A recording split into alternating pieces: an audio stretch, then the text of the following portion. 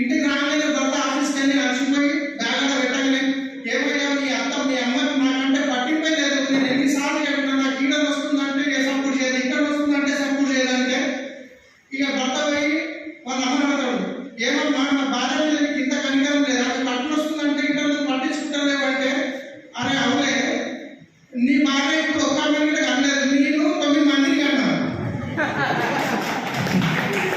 కానీ అమ్మ వాళ్ళ అమ్మంటే కొడుకు నీ భార్య ఒక్క మందికి అనలేదా, నేను 9 మందికి కన్నా 9 నెలలు ఉన్నప్పుడు ఎక్కడ నొప్పులు వస్తాయి ఎక్కడ నొప్పులు వస్తాయి నాకు తెలుసు, ఆ నొప్పులు వస్తున్నాయి అంటే కరెక్ట్గా వస్తున్నాయి.